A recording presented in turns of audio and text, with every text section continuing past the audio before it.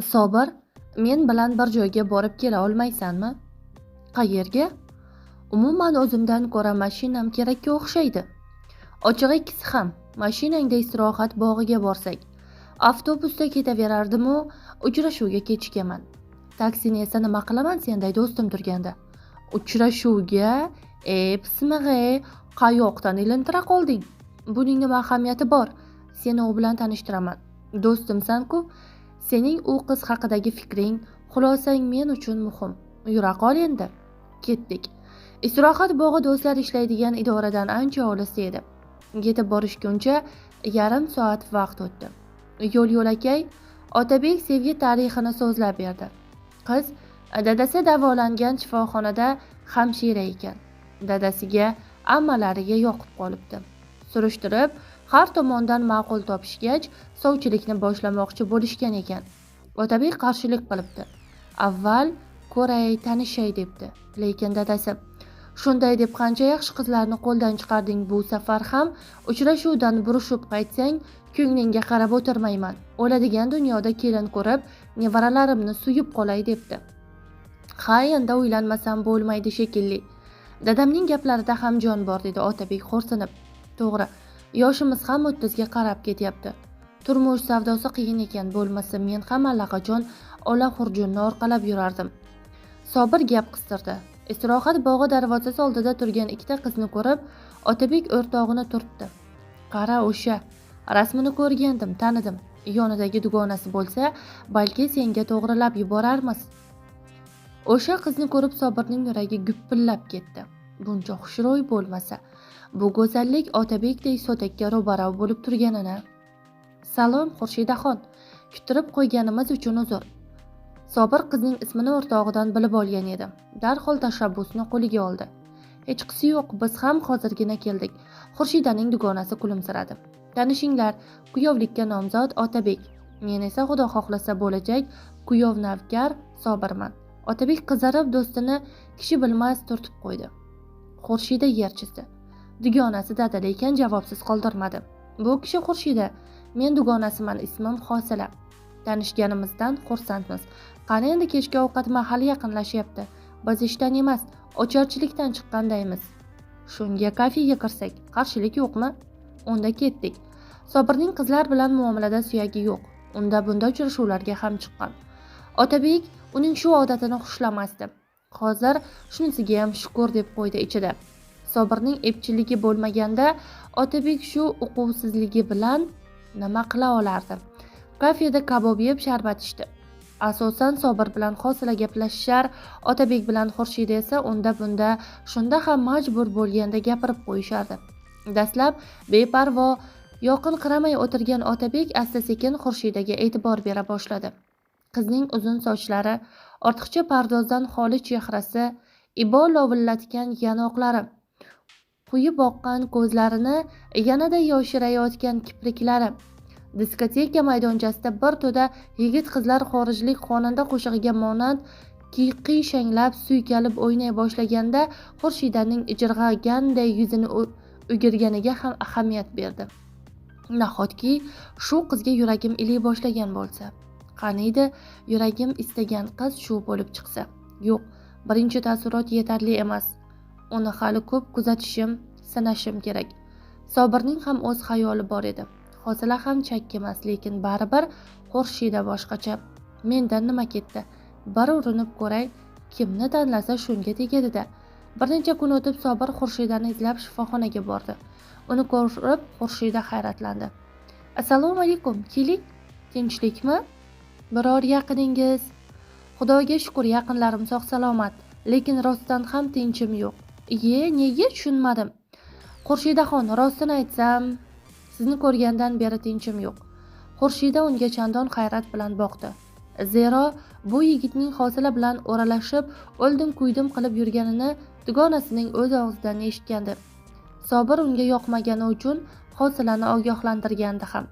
Yigitning dalli-g'ulliligi, kirishimligi, epchilligi, so'zamonligi bir qarashda yaxshi, ammo bu fazilatlar ortida kibr, maqtanchoqlik, xudbinlik yotganini sezgandi. Kam gap, vazmin nigohlari ma'noli Otabek do'stichalik ko'rkam bo'lmasa-da, yoqimtoyligi bilan, bu yoqimtoylik botinidagi samimiyligi, soddaligi, softilligi bilan kishini o'ziga tortardi. Xurshida allaqachon Otabekka ko'ngil bog'lab ulgurgandi. Kechirasiz-ku, do'stingizning qaylig'iga shu gaplarni aytishga uyalmaysizmi? Sobir Xurshidaning bosiq qahrini noz-firoqqa yo'ydi. Qanaqa qayliq? Sizga ko'ngli bo'lsa cho'zib yurmay to'yni o'tkazib bag'riga olgancha qo'yib yubormasdi. Xo'p, hosila-chi? Hosila sizning oldingizdan o'taversin. Inson ko'ngli o'yinchoqmi sizga? Qo'ying shu gaplarni. Faqat bir gap aytaman. Siz mening ko'nglimni yomon o'ynatyapsiz. Ko'nglim butkul izmingizda. Keting. Shu kundan boshlab Sobir Xurshidani xolijoniga qo'ymaslikka qasd qildi go'yo. Har kelganida qimmatbaho tuhfalar keltira boshladi. Katta yumshoq o'yinchoq, qimmatbaho guldasta, xorijiy kosmetika komplekti, 2 qavatli tort, qiz bezillab qoldi. Ishxonasidagilar oldida bir izza bo'lsa, Otabek eshitib qolishidan bir cho'chirdi. Axir eshitsa nima deb o'ylaydi? Ming qilsa ham do'sti qolib hali tanishganiga 3 oy bo'lmagan qizga ishonadimi? Meni o'z holimga qo'ying, dedi Sobir yana kelganida va ichkariga kirib ketmoqchi bo'ldi. Lekin yigit yo'lini to'sib, bilagidan tortqilagancha hovliga, daraxtlar panasidagi o'rindiqqa tomon undadi. O'tgan ketgandan andisha qilgan Xurshida noiloj unga bo'ysundi. Meni tinch qo'ying, sizga zag'archa ko'nglim yo'q, dedi o'tirishgan hamon Xurshida. Nega endi? Ko'nglingiz Otabekdami? Nimasiga uchdingiz uni? Og'ziniga oshni chaynab solmasangiz yutolmaydigan, onasi yengiltak jazmani bilan qochib ketgan, qari otasining nafaqasiga-yu o'zining hisobchilik maoshiga arang kun ko'radigan shu tentakning nimasi yoqdi sizga? Do'stmisiz unga? Uni yomonlamang. Men emas, u menga do'st. Boyligim uchun, obro'yim uchun. Ko'rdingiz-ku, uchrashuvga ham mening mashinamda borib, mening hisobimdan mehmondorchilik qildik. Xurshida, menga xo'p desangiz, ostonangizgacha tilla bo'ladi. Bitta o'g'ilman, erkak kelin bo'lasiz. Bu esa xamir uchidan patir. Sobirning qo'lidagi quticha ochilgan zahoti tilla taqinchoqlar komplekti shomga chiroqlar yog'dusda yarqirab ketdi. Qarang, asl tilla, ko'zlari brilliant. Atay siz uchun oldim. Bular ham sizning go'zalligingiz oldida xira temirga o'xshaydi. Xurshidam mening. Quchoqlashga uringan yigitning yuzi tarsaki zarbidan bir lahzada bo'rtib chiqdi. Ablah, sening vijdoning yo'q, o'rniga pul, mol solib olgansan. Sen bu gaplaringni borib o'zingga o'xshaganlarga ayt. Hali shundaymi? Bir kun yalinib kelarsan. Sobir qizning ortidan so'kindi. Eshikka yetib olgan Xurshida to'xtadi. Burilib qarab, titroq jilmayish qildi. Bu dunyoda adolat bo'lsa, senga yalinadigan kunim qolmaydi. Aytmoqchi, hosilani tinch qo'y. Aks holda asl qiyofangni ochib berishimga to'g'ri keladi. Ertasiga ishga tushdan keyin kelgan Sobirning so'lg'in avzoyiga qarab Otabek tashvishlandi. Tinchlikmi? Kayfiyating yo'q?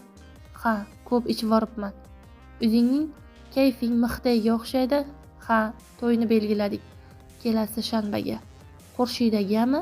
Xurshidga nima edi? Hech narsa, baxtli bo'linglar. Xurshida yaxshi qiz, seni baxtli qilishiga ishonaman. Sobirning ovozi titradi. Bilaman. Otabek kulimsiradi-yu jiddiylashdi. Nimani bilasan? Baxtli bo'lishimni.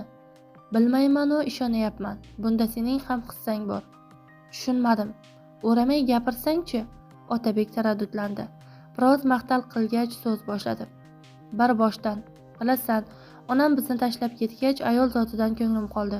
Shu yoshga kirib ham uylanmay yurganimning asosiy sababi ularga bo'lgan nafratim edi. Ammo dadam keksayib, bot-bot xastalana boshlagach, bu qarorim zaiflasha boshladi. Menga umrini bag'ishlagan dadamning armonda ketishini istamasdim. Shuning uchun uylanishga rozilik berdim. Hey, ko'p qizlar bilan uchrashdim.